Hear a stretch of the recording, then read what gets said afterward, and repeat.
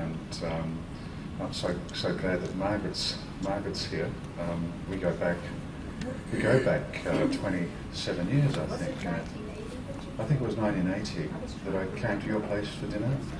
Yeah, and so we've been very strong friends for all over these years, and many other friends here as well. It's also been great to catch up with a bit more with Jack this morning around what's happening here in the Trauma Studies Centre.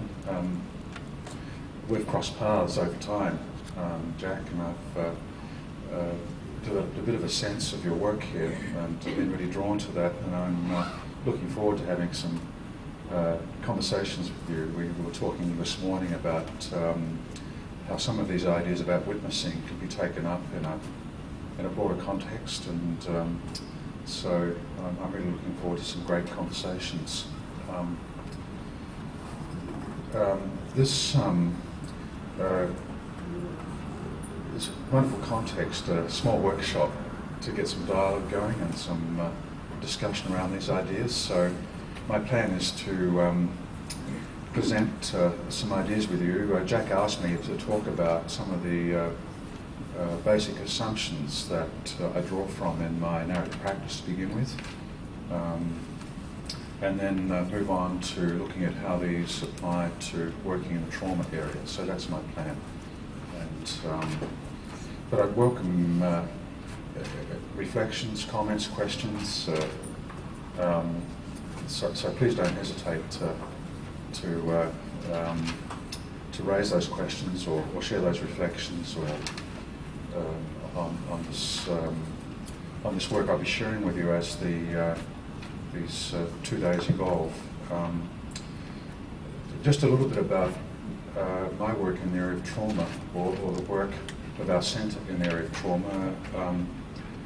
Dudley Centre in Adelaide is an independent centre, and quite a lot of our work is in relation to trauma. I guess about 70% of my work is in the trauma area, and that's in relation to people consulting me in my practice at Dudley Centre, but it's also in relation to working with communities as well. And so, and I hope in this workshop just to share some thoughts with you about the application of narrative practices to working with people who might be consulting us about trauma, but also the relevance of these ideas to working in broader contexts. Since 1994, we've been working with Aboriginal colleagues, with Aboriginal communities in Australia around addressing trauma in their communities.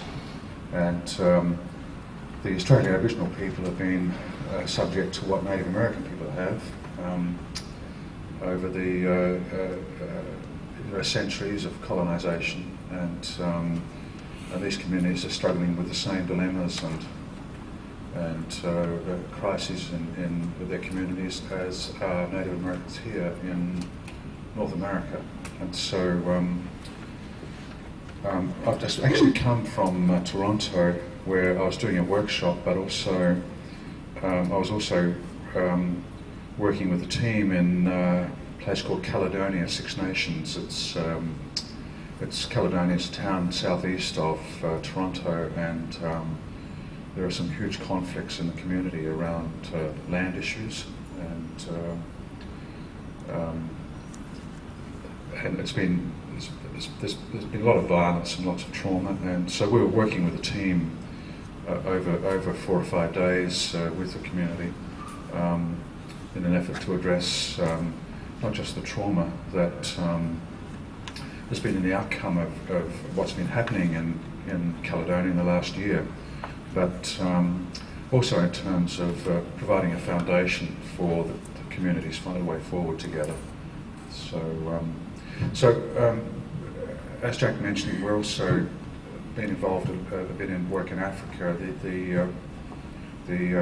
Our primary focus in Africa has been with an organisation that provides funding for different agencies throughout different states of Africa who work with children who have lost their families through the HIV/AIDS epidemic, and they have 11 million children on their books, and provide material support for these children, but they're also working with these children to help them to address the trauma, not just of the loss, but also, when these children lose their families, they're very vulnerable to exploitation, and to address the trauma of that as well, and also to play a role in reconnecting these children to family and culture, because when they lose their parents and aunts and uncles and grandparents, they often become disconnected from community and culture and become non-social, and that's a huge problem in Africa at the moment, these children who are quite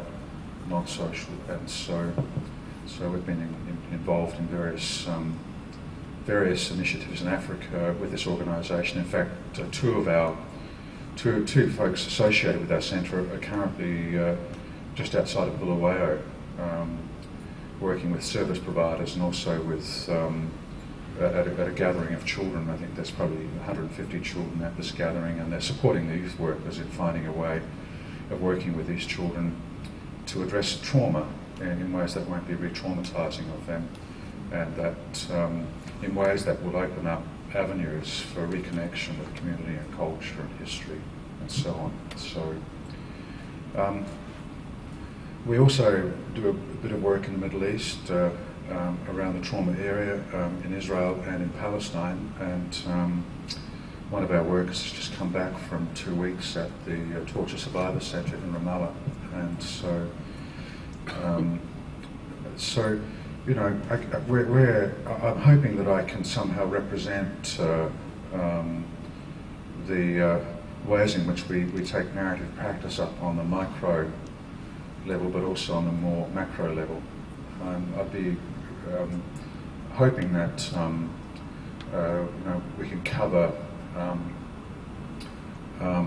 we can get into conversations that look at the implications of this in a whole range of contexts. But I'll start with the micro, because that's the easiest place to start, by sharing with you some of the assumptions that I work from, and the implications of these assumptions in what you might refer to as clinical context, with people who have consoled us about trauma. And I'm going to share some really basic assumptions with you. These assumptions are relatively straightforward, and my guess is that many of them are relatively taken for granted, but nonetheless they have quite profound implications if we seriously engage with these sorts of assumptions that I'll be sharing with you to begin with this morning.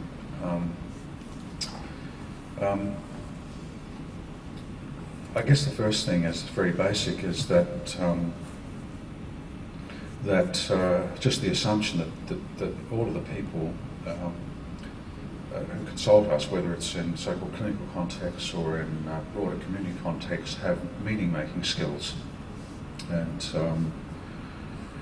these meaning-making skills have been developed in the history of their lives and in their relationships in their communities. And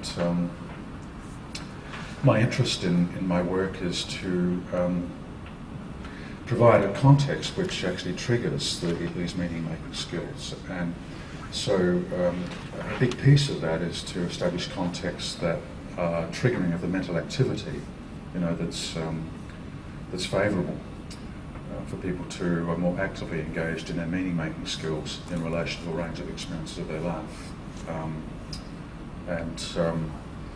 I think, as you'll see from the videotapes I'll be sharing with you, that these conversations of narrative therapy look like standard conversations. That it does not look like a context in which there is a counsellor or therapist delivering interventions.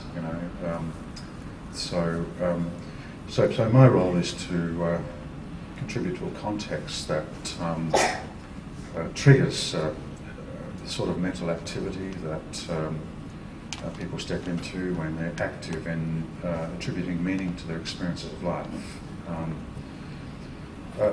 another assumption is that people are always telling stories, and you know, like this assumption is linked to the idea that it's the stories that we have about our life that make it possible for us to attribute meaning to our experiences of life. You know, it's linked to the idea that there aren't intrinsic meanings in experiences of life, that we actually give meaning to experiences of life, and this is an active process, and we actually render experiences of life significant, and we achieve this by taking them into these experiences into some frame. You know, that and it's this frame that makes it possible for us to attribute meaning to our experiences of life. And in terms of where I'm coming from, I understand the self-narrative, or the storylines of one's life, the personal storylines of one's life, to be the primary meaning-making frame that makes it possible for people to actually attribute meaning to their experiences of living. And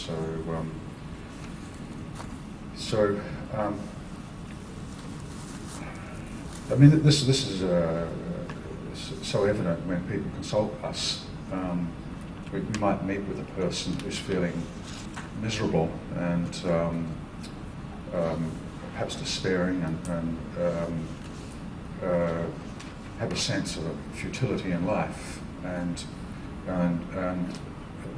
when they join us, they don't sit there and just say depression. You know, instead they tell a story. They might say that they're depressed, but people don't leave it there. They say, I'm feeling despairing, I think I'm depressed. This despair is something that's growing in my life, and I don't have a sense of having a future, and I feel empty, and I don't know when it all started, but I feel like I'm losing my life to this, and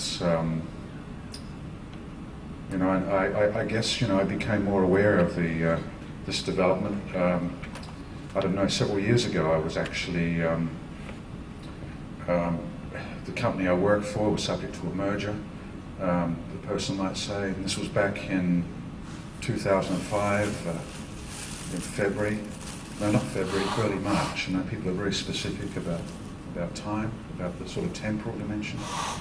And in the context of this merger, my working role was changed without consulting me, and I was shipped out to another office, and I had to commute long distances, and it was an unfriendly environment, and I felt betrayed. I've given loyal service to this organisation for more than 20 years, and I've been a big part of some important initiatives, and this really flattened me, and you know, it took quite a while for me to sort of somehow gather myself and to get myself back into life again. And just as I was doing that, my relationship broke up, and without warning. And the person would say, and that was in 2006. In fact, it was January 28th, 2006. You know, people are very specific once again about locating these significant events of their life in the sort of temporal dimension, and I was crushed by this, and for months and months and months, it wasn't one day at a time, but it was like living life 1 hour at a time, and I really struggled to reclaim aspects of my life, and I was just starting to get some of this together when my mother took sick, and I'm the oldest sibling in my family, and I had to step back from my life again, and here I am now, you know, in April 2007, and I feel that my life is in tatters, and so people tell these sorts of stories, don't they, when they come to consult us. So we always hear an account of events that are linked in some sort of sequence through time, according to a theme or a plot line. There are always those four elements. It's rarely about a singular event. It's usually about events that are linked in some sequence through time according to a theme or a plot line. Like the theme here is like losing my life, or it's a theme of tragedy or loss or whatever. And so people also share with us some of the conclusions they've reached in response to their reflections on these developments in their life. They say, this tells me that I'm inadequate, or it tells me that I'm a failure, or it tells me that I'm a loser, or it just shows how incompetent I am. So people also share these conclusions, and these are like identity conclusions. And so what usually happens when we meet with people who consult us, we hear about the unfolding of these events through what I would call like a landscape of action. It's about events linked in sequence through time according to some theme or plot line. It's like a landscape of action. And but they also share with us some of the conclusions they've arrived at, or their understandings of some of these, or they share with us an account of some of the understandings about their own identity that have been confirmed or reinforced by these developments. And these are usually very negative understandings or negative conclusions about their identity. So we could say that we also get to hear about landscape of identity material, landscape of identity conclusions. And so we'll look more at this idea about dual landscapes a bit later in the workshop. And when I share with you one of the maps that I often that is orienting for me in the development of these therapeutic conversations. So it's going to start singing again in a minute. It's turned off. Oh, well, that's good. So that's another assumption. We have the assumption that people have meaning-making skills, even young children. If we get time in this workshop, I might share with you a videotape of working with a 4-year-old child who's been through incredible trauma. This child was actually removed from their family at birth when they were 2 years of age, and the parents were prosecuted for perpetrating abuse and neglect. Placed with a foster family, and this child was removed from that foster family at the age of 3 years and 10 months. And the foster parents were also wound up in court over perpetration of abuse and neglect. And now they're with a new foster family, and they've been in this new foster family for 12 months. And there's all sorts of issues that have to do with the consequences of the trauma and neglect.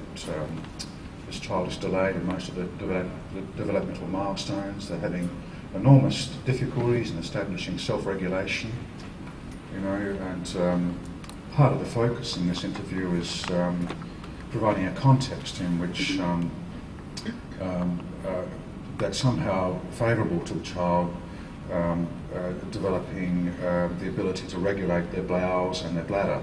And so, and as you'll see even in this context, this 4-year-old that's been through so much trauma in their short life, you'll see that this child has very significant meaning-making skills that can be drawn on in the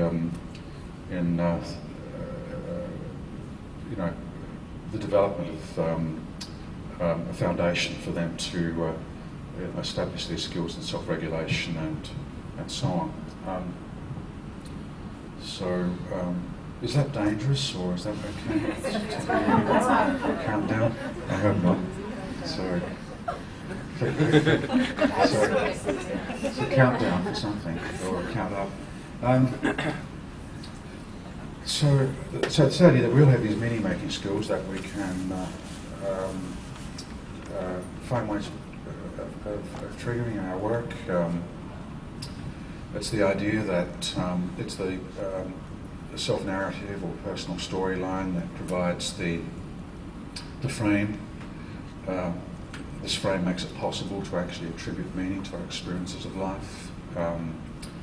And it's also associated with the idea that when people consult us, they tell stories, and this is universal. And it's important for us to actually, I think, to have the opportunity to sit back and reflect on the story making that is occurring when we sit down and when we're consulted by the people who are struggling with a whole range of dilemmas and traumas and so on. The reason this is so important is that it's the story making that is shaping of people's lives and relationships. It's the meaning that people give to their experiences of life that constitute their life. It's these meanings actually make life up.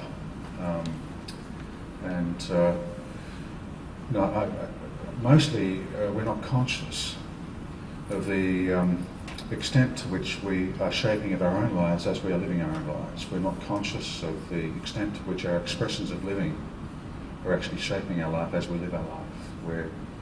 We're not conscious of the extent to which it's the meanings that we give to our experiences of life that are actually producing our life. We think that we're not aware of the extent to which we are fabricating life through acts of living. And so we're relatively unconscious of that. So another assumption I'd like to share with you is that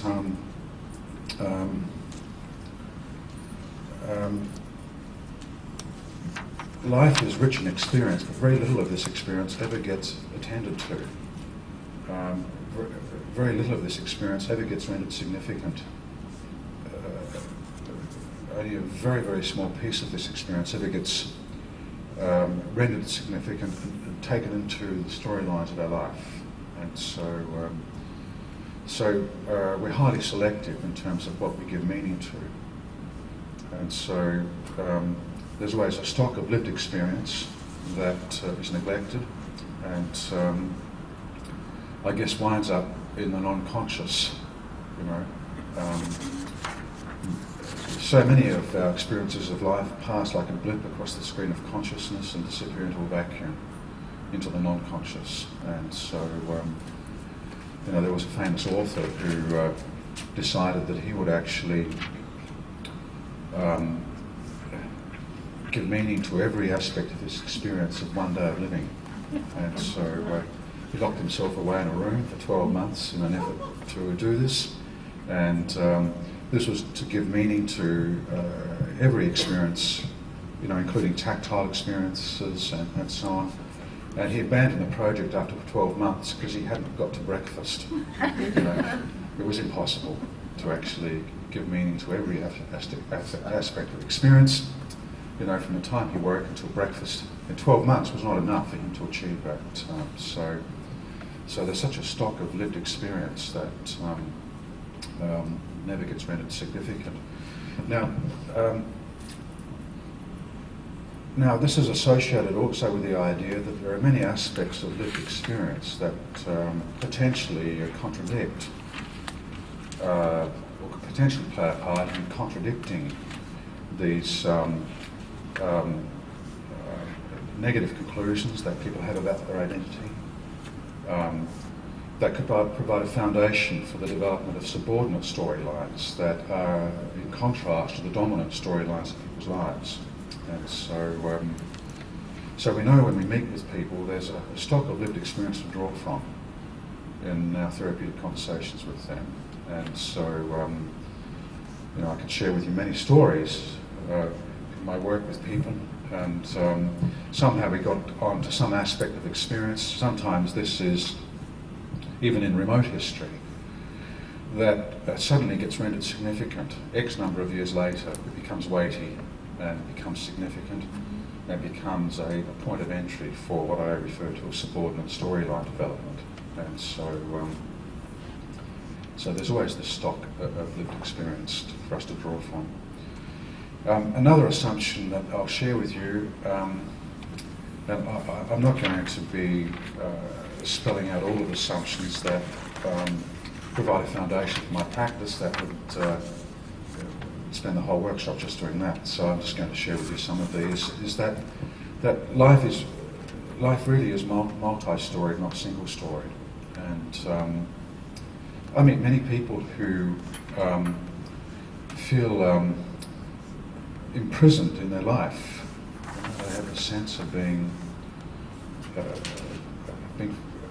frozen in time. They have a sense that the future will be a reproduction of the present, which in turn is a reproduction of the past. And they live in a timeless world. They don't have a sense of the unfolding of developments in their life through time. And they represent their lives to be futile. They're often very despairing. They represent the landscape of their life to be lackluster and without possibility. And they feel trapped, like in a single dimension of living. And so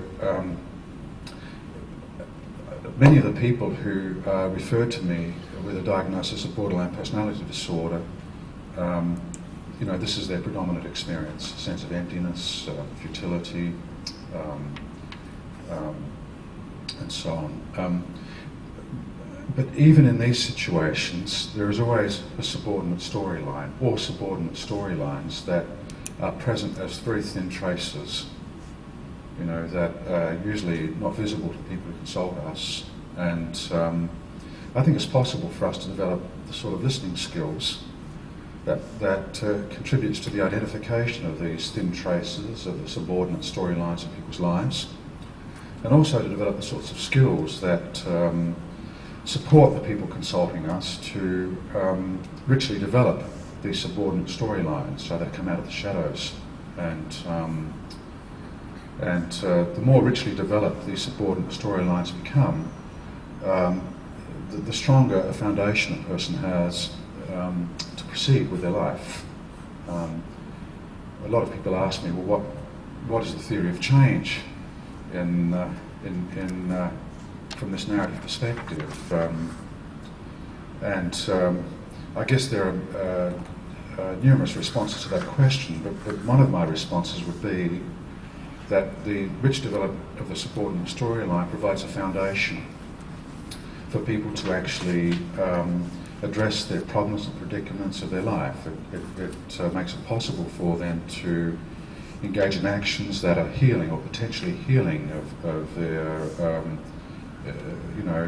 them in response to the traumas of their past. And so it's this rich story development that provides that foundation. People become aware of some actions that they could take that would be more in harmony with what they're learning about, what's important to them, about what they give value to, and about what they intend for their life. And so it's through this rich story development that some of these other conclusions about life become more visible and become more influential in the shaping of life. And you'll see that in these narrative conversations there's quite a focus on establishing a context in which people are able to give voice to what it is that they do give value to that's been continuous through their life, that's represented in a range of responses to their predicaments, and what it is that people intend for their lives, and that's reflected by some of these responses. And it's the rich development of these conclusions about one's intentions and about what one gives value to that provides a wonderful foundation for people to proceed with their life. That suddenly, as I said, people become aware of a whole range of options that for taking action that would be in harmony with what they give value to and with what they intend for their life. So there's a huge, very significant emphasis on that in narrative practice.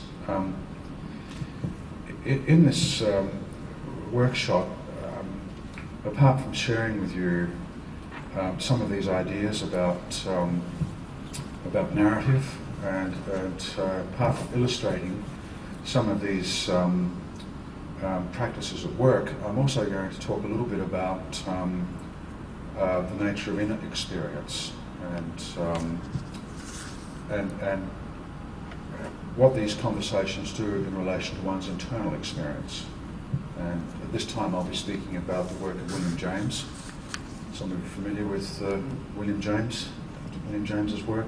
I'll be specifically speaking about his understanding of the self, which is based upon a stream of consciousness.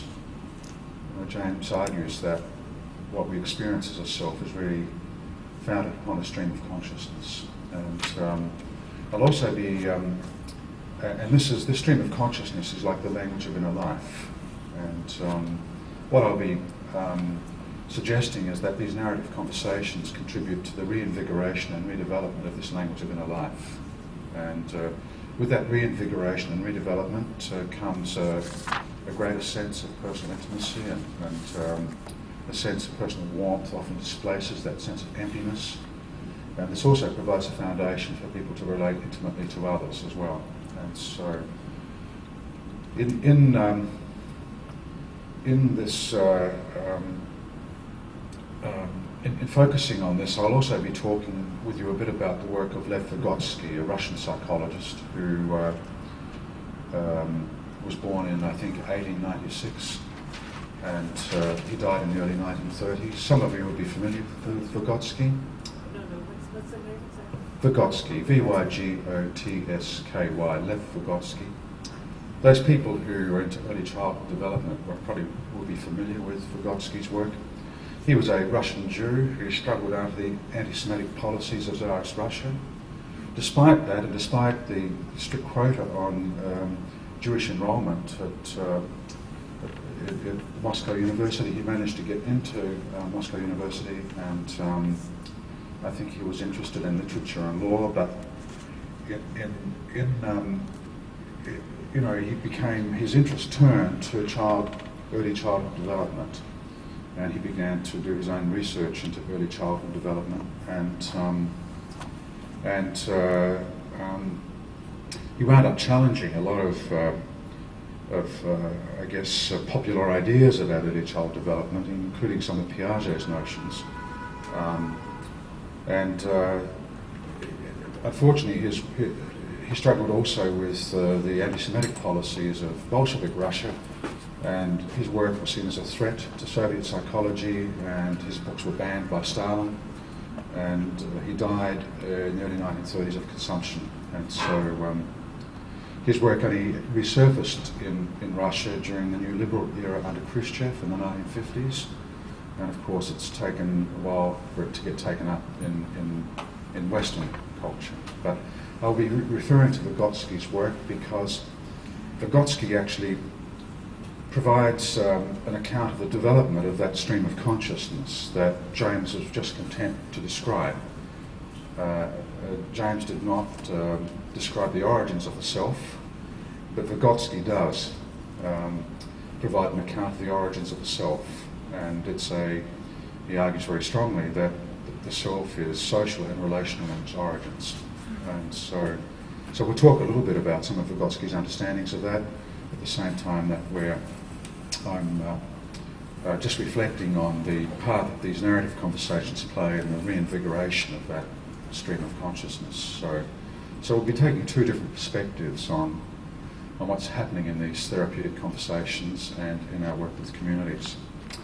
So that's just a few assumptions. Now, associated with this is the idea that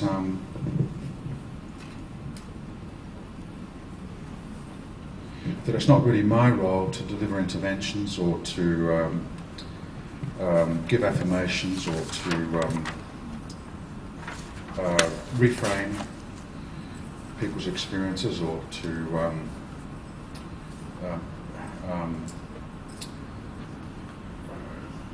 evaluate people's lives. It's also not my role to take to step into a sort of like a primary authorship position in my work with people who consult me.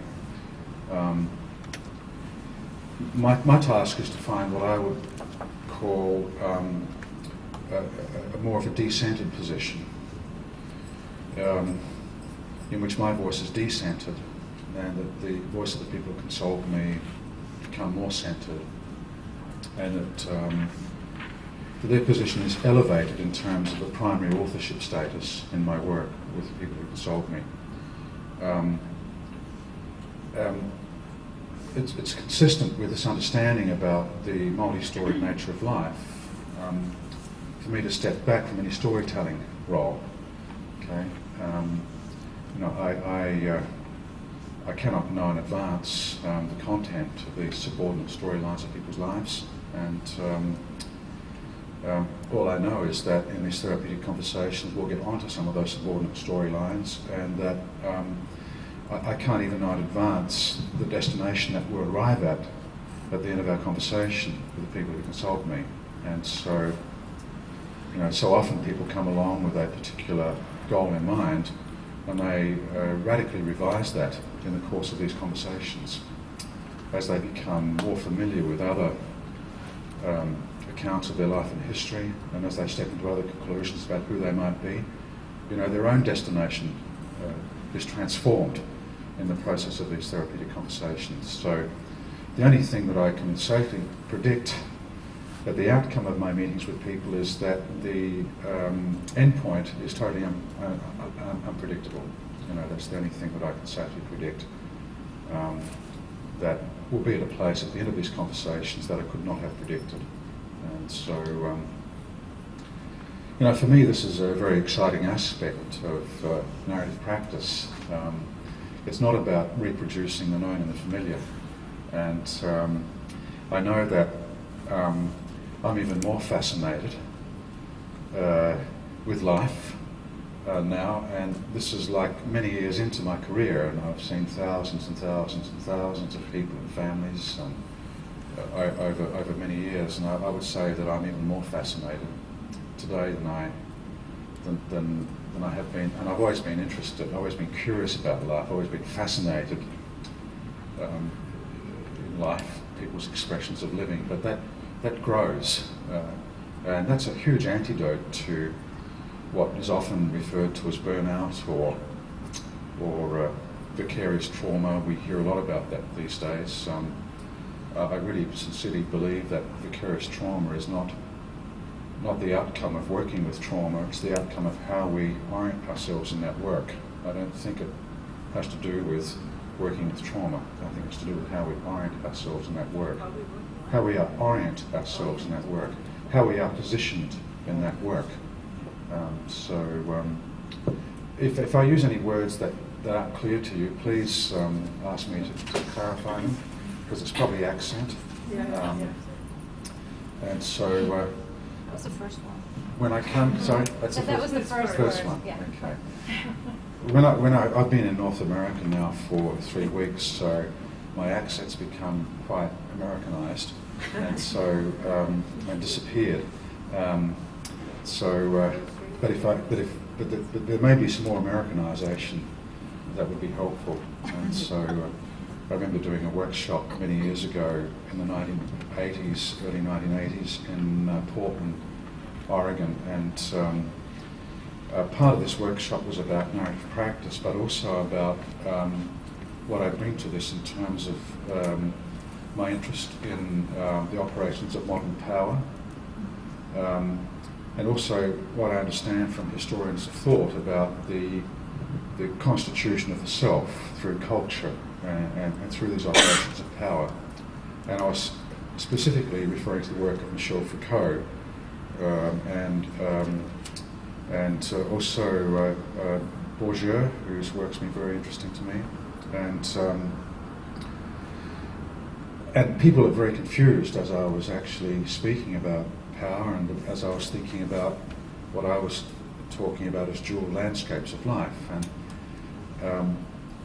on the second day of the workshop, before afternoon tea, I'd mentioned a couple of things. I'd mentioned something about thinking about exceptions to the dominant storyline as like sparkling events. And people put that together with the idea of jewel, like jewel sparkle. And everybody lit up. And I said something else as well, that somehow clarified for them what power meant. And so someone came up to me and said, Michael, we've got it, like dual landscapes, dual sparkle. Well, I'd meant dual landscapes. And then there was this thing about power, and there was this take on power. which was totally wrong in terms of where I was coming from. I meant power. Okay, and so I had to redo the whole workshop between afternoon tea and 4:30, which gave me about an hour and a half to recover myself. So, so if you hear words that are unfamiliar, please ask me to clarify them. So,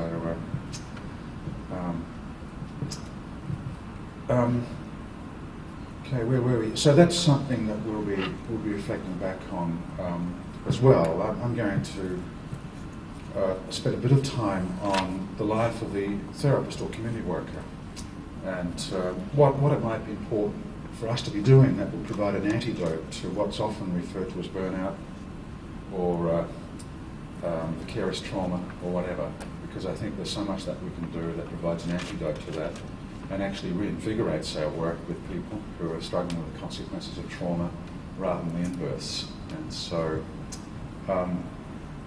let me share with you just a couple of stories that reflect some of these assumptions, and then maybe we can take a tea break. Would that be okay?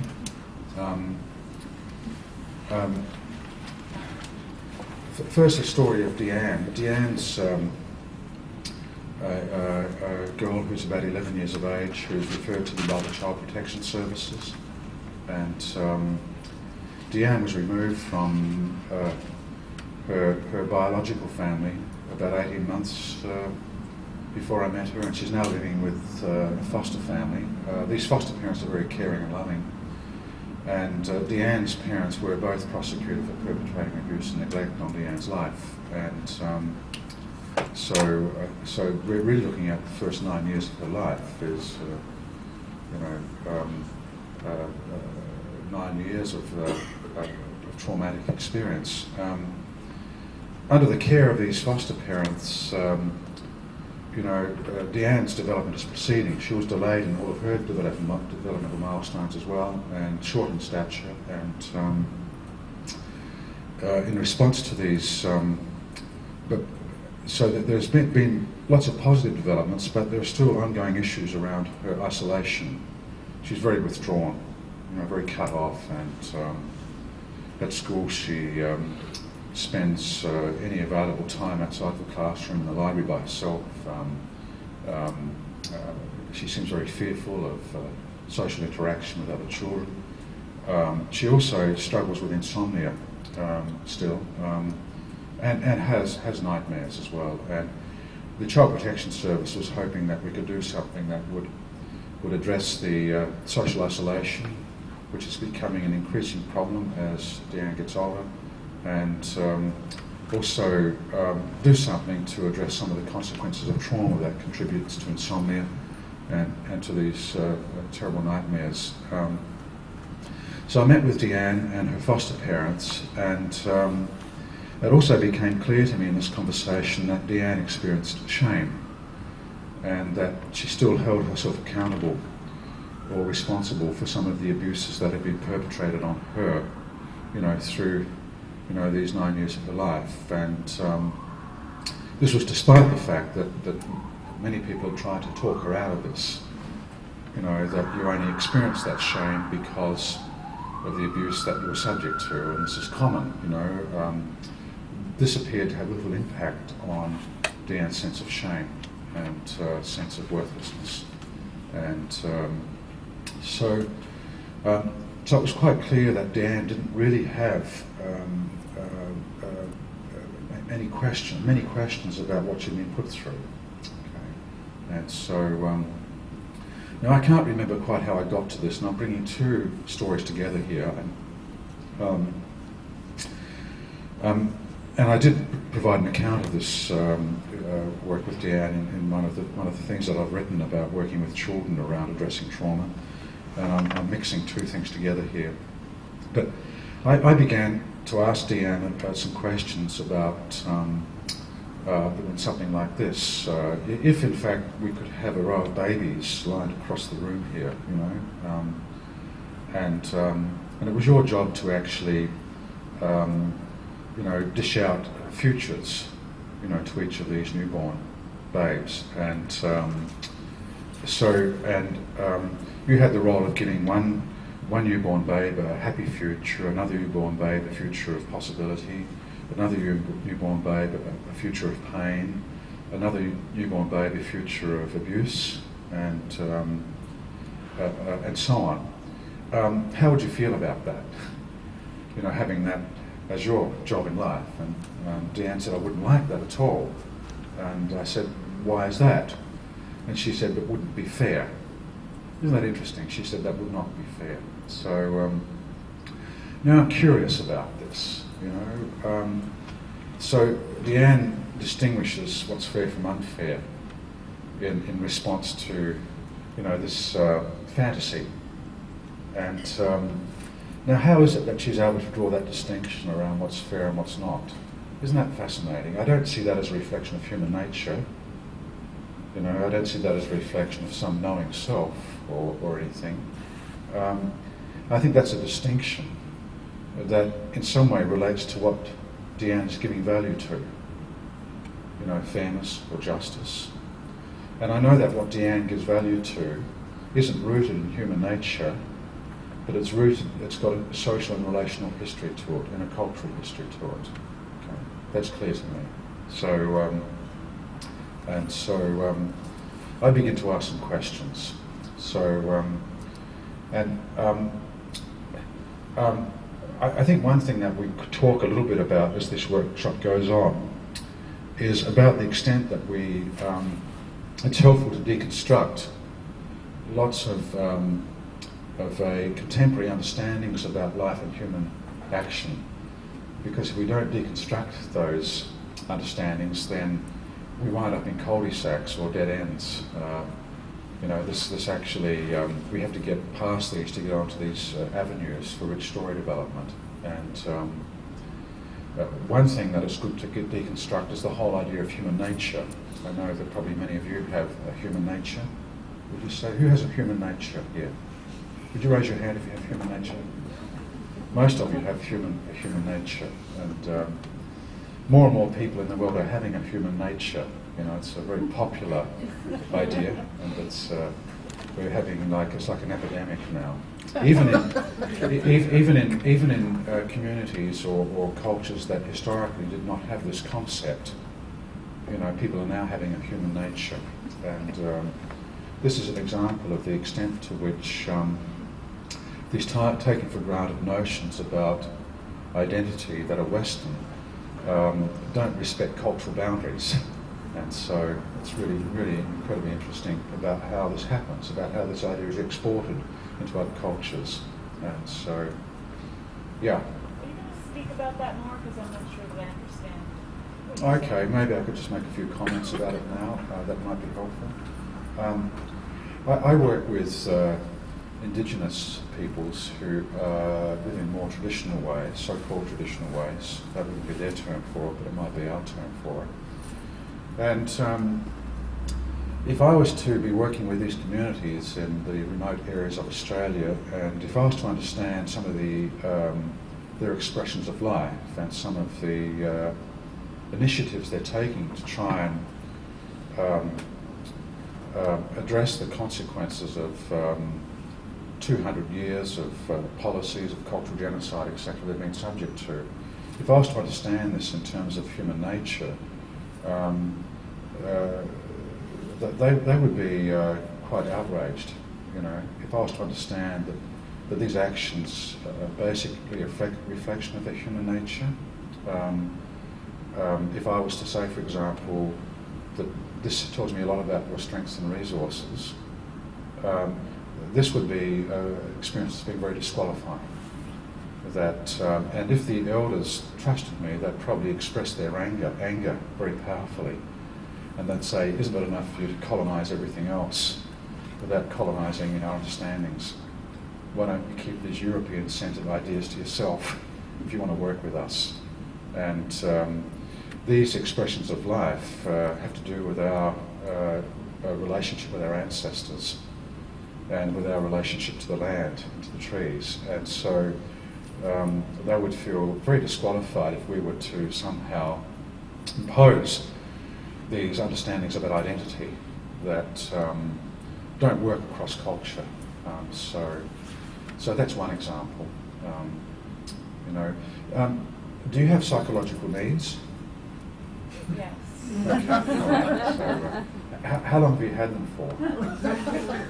But aren't we just talking about a difference in language and words that are used to describe similar experiences? I think that we are, but to say that is to obscure the fact that these words shape our lives, and they shape what we do, and they shape our action. So if we're to understand, you do have psychological needs, and you've had them since 1927, okay? And so originally that whole idea of psychological needs was simply a metaphor that was drawn out of new understandings about physical needs, you know. And so it was just a metaphor for understanding human action. Over time, the metaphor dies, and it becomes a fact that we have psychological needs. So the metaphorical status is lost. Okay, so now people believe that it's actually true that psychological needs exist. Okay. This is a novel idea. Yeah, I know you do, but it's also interesting to think about it historically, that if you believe that psychological needs do exist, then this becomes like a universal understanding that you think is applicable to all people in all cultures, when it's entirely ethnocentric for you to believe that. So we do believe that we have psychological needs. Now this understanding shapes our action. You know, it's not neutral in its effects. So the idea that we have psychological needs is cultural and historical, and this idea will shape what we actually do. So and so we see the rise of the encapsulated self of contemporary Western culture, where you know, we all reproduced self-containment, self-possession, self-actualization. We all get to understand our actions of life as an expression of needs, and we take action in order to meet those needs. And this is all in the service of a reproduction of a particular highly individual sense of what it means to be a person that's unique to contemporary Western culture. So I'm not trying to suggest the idea of psychological needs is a bad idea, but it is really an idea, and it's an interpretation of our own action that will shape what we do. And the 1990s was an era of where this understanding was saturated through our culture. I mean, I even met with couples where one partner would say, look, I know that what I did was hurtful to you, but I was being true to my needs. And so I was being ethical. You know, it's a new version of personal ethics, to be true to one's needs. And it has direct consequences for our action to understand our lives in these ways. Do you have a question? Can I come back to that in just a minute? Fine. Okay, Yeah. I won't neglect that. You know, the whole idea that we have strengths and resources is also cultural. You know, most people today would say that. Would you say that we have strengths and resources? Would you say that? Yes. Okay, you say that it was true that people have strengths and resources. Who here would have a deficit or a weakness? Yes. It's the same people, you know. You cannot have strengths and resources without having deficits and weaknesses. And it's one of the hazards of this system of understanding our action, that you cannot, if one action is an expression of strength, then another action that falls short of some normative standard is a reflection of a personal weakness or a deficit. And but this is relatively new, this idea. Like, you've only had strengths and resources since the development of modern liberal theory. You know, it's quite a new thing. And modern liberal theory provides the foundation of the Western democratic state, and one of the cornerstone achievements of modern liberal theory, at least it's considered achievement, is the recognition of the right of the common individual to possess property. You know, their right to possess property, to own property. They also have the right to actually cultivate that property, you know, to capitalise on their assets. They also have the right to mine that property, to capitalise on the resources that can be found in the land. So people can improve their assets through the cultivation of the land. You know, they draw out the strengths in the land, and they can improve their assets, and they can also bring out the resources, you know, through mining enterprises, and they can capitalise on those resources. And this was the at that time we see a shift in how people think about identity. That for the first time these metaphors are taken up into understanding identity, so that identity for the first time is seen as private property. That's a new idea. You hear that expressed everywhere today. You know, people need to own this. You know, it's just part of the common discourse. You know, so identity as private property was a new phenomenon, and initially the metaphorical status of this proposition was clear, and that there was this idea that not only could we own identity, but in identity we could find strengths and weaknesses, like we find strengths and weaknesses in the land. And in identity we can find resources, like we can find, you know, deep down, you know, we can dig these resources up, and we can capitalise on these in the same way that we can do this with the land. So for the first time in the history of the world, we see discourses of private property and commerce dominating understandings about identity. So how many of you have been into self-cultivation? Anyone been into self-cultivation, cultivating of your assets? Okay. And to improving your assets through self-cultivation? These are internal farming enterprises. You can see, if you listen to this, you can see traces of the history of the idea.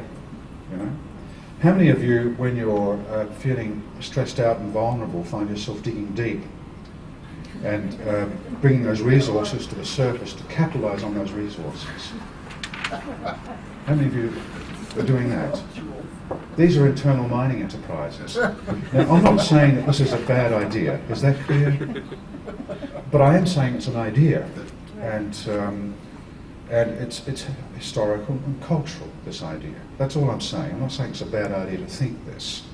But I work with people who don't have strengths and resources, and who don't have deficits and weaknesses. You know, this is simply a cultural understanding. And so when I'm talking about marrying the discourses of private property and commerce, you know, if someone is talking about capitalising on their resources, can you see how the discourses of private property and commerce are present in that? That's property, private property. Capitalisation, that's from commerce. Or improving one's assets. That whole notion of assets comes from commerce. And if you think about it today, that the primary ways that we see identity being represented in popular literature, particularly these magazines, is in terms of these discourses of private property and commerce. There's a consequence to understanding identity in those ways. This is not neutral in its effects. It's not just like a different interpretation.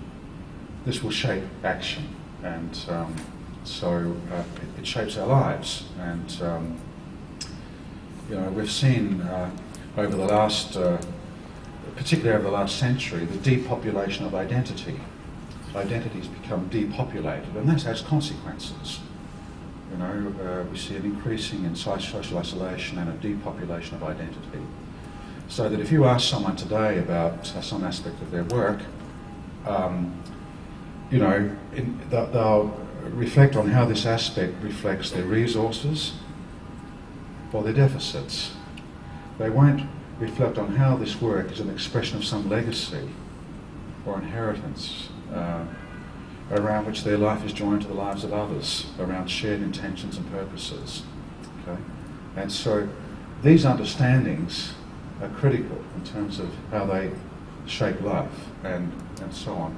So I just think it's useful to turn back to history to render these ideas visibly metaphorical again. So they're actually, we're no longer chained to these ideas. It's not that they're not useful ideas, but there are certain hazards and limitations to all of these ideas, and so it's important to turn back time on them. How many of you have ever felt personal failure? Has anyone here ever experienced that? Well, you haven't been a failure for long in the history of the world. This is a whole new idea. You know, today we see that failure is no more has never been more freely available and willingly dispensed to people than it is in contemporary Western culture. Okay? And we see high youth suicide as an outcome of this. You know, this is not neutral in its effects. Today there are losers. This is a whole new phenomenon, the whole idea of losers. And you know, and Michel Foucault has traced the history of this over the last 300 years, the development of the self as failure. And now, at another time in history, you might have been wrong, or bad, or sinful, but you weren't a failure, you weren't incompetent, you weren't a loser. Okay? And Michel Foucault argues that this has to do with the rise of a whole new system of social control that he refers to as a modern power, in which we've recruited more into the self-surveillance and the policing of our own lives according to certain norms. And it's a system of power that's based on normalising judgment, recruiting us into the policing of our own lives according to these socially constructed norms. And it's displacing moral judgment, you know, that was actually dispensed by the representatives of the state as a system of social control. So I know that with a lot of the young men who are referred to me, who are struggling with suicidal thoughts and so on, so many of them experience themselves to be spectacular failures. You know, these conclusions have consequences. They're not neutral. So it's a relatively new phenomenon, yeah. But suicide isn't new. Pardon? Suicide is not new. No, but it's not new, but we're seeing an epidemic of it in so many places at the moment, particularly amongst young men. Why is that? I think it relates to